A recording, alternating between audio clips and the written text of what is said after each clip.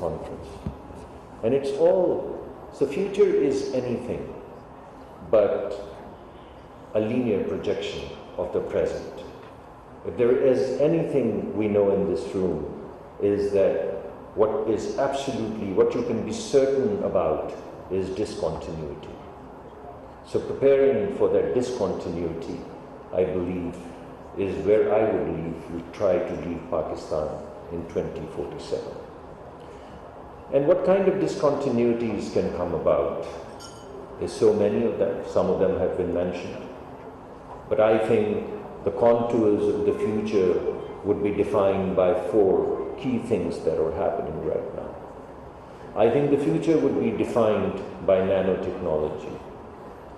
I think this whole journey of building atom up to material, and a material which has zero waste, and a material which miniaturizes everything, that I think is going to be a fantastic future.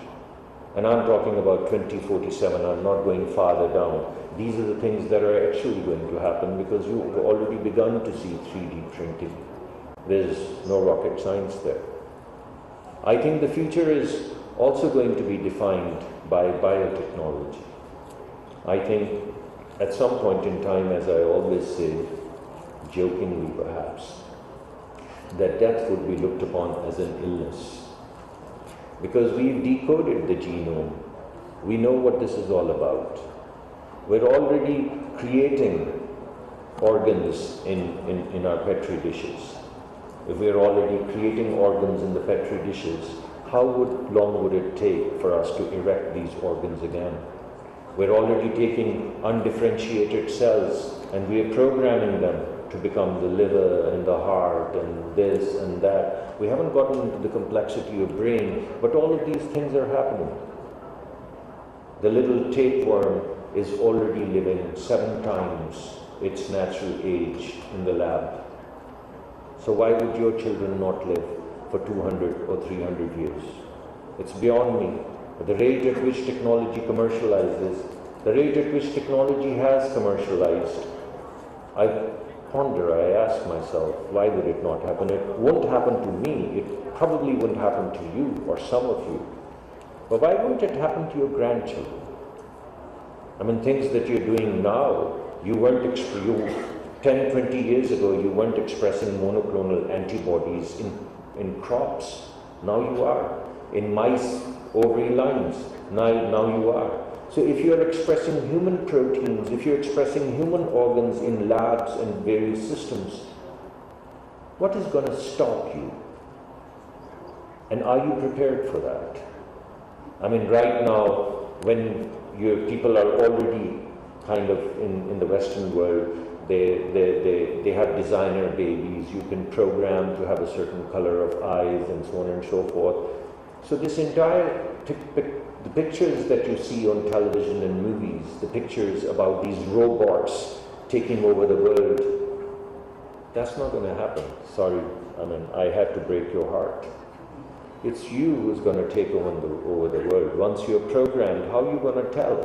What part of you is a robot? What part of you is science that has programmed you? And what part of you is left that is the original human? So that cyborg, the world that would have cyborgs, not robots. Who would be human and who would be half human? Who would be a programmed kid? And what level of programming would you lose human? All of these things are already happening. All of these things are happening in the lab. Now the question is, when does it come about and start to enter our lives? And that is the future that we are talking about, because that is what is getting commercialized right now. So I think the world is going to be defined by this platform. I think the world is also going to be defined by cognitive sciences. I mean, I was watching this specially abled people's Olympics on YouTube. And there were these people who had illnesses that had paralyzed them, neck below. And then you see them in that Olympic getting up. You see no exoskeleton. You don't see anything. You don't see any wires coming out. You don't see anything. They just think of something, and somehow or the other, whatever they think gets into the support system that they have, whatever they put around them, and then they get up and they run and they kick the ball. Now, how does this happen? In order for their thought to become an action, one would have needed a wire, a cable that comes out to the brain and gets into the arm and tells the arm to move it forward, but it doesn't happen. So this entire thing about cognition, human intelligence, translating itself into certain kinds of actions, that is the future. And information is the future. You're already seeing bits and bytes already becoming virtual reality. You're already seeing that. Now you put all of these things together, this intelligence that you can tap into, without wires, without cables, without putting anything, with any implants. You put that with bits and bytes becoming virtual reality. And you build all of this up with nanotechnology, with miniaturization. And you have these little implants which are nano because they come from nanomaterials. And you will be unable to tell what part of you with this programmed intelligence and programmed bits and bytes and programmed biology is still human as we know of it. So my question is that with all of those things actually happening in commercialization, should we not do what happened with copper and wireless? Countries that did not have copper, they found it faster to jump over the copper and go straight to wireless. So in order for me to imagine Pakistan 2047, I ask myself, we certainly don't have the copper. We're still talking about primary health care. We're still talking about basic education. We're still talking about things that the world has taken for granted. And we still today, in 2022, my friends and myself, we are talking about what if women had some rights or equal rights. We're talking about this in 2022.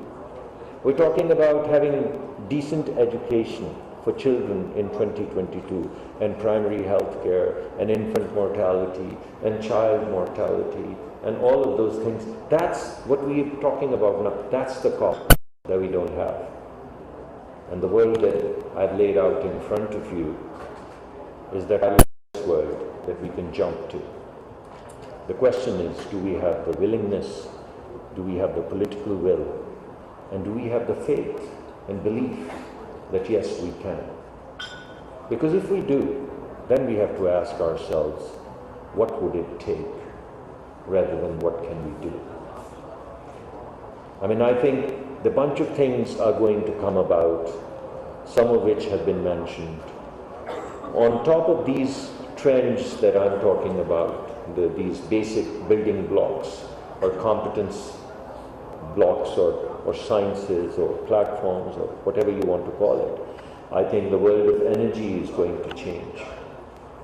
And it's not, I think the world of energy is going to be green. I think the world of the future of energy is going to be sustainable, it's going to be green, it's going to be renewable, it's going to be decentralized, it's going to be efficient. And at some point in time, we can possibly have zero energy smart cities, or zero energy homes, or zero energy countries. Now that's already happening. And it's happening in our neighborhood. In Abu Dhabi, they have a city which they're calling zero energy. So I'm not talking about some rocket science thing that may or may not come about. I think the world is going to get more and more globalized. I think we're going to have virtualization of production systems, of innovation systems. People are going to tap across boundaries into these teams that sit everywhere. You've already seen it in this COVID epidemic, even in Pakistan. Look at how seamlessly, how fast people were to adapt, and how fast people were to kind of begin to use whatever those little, Zooms, and I don't want to advertise anything, but Zoom has become Xerox in our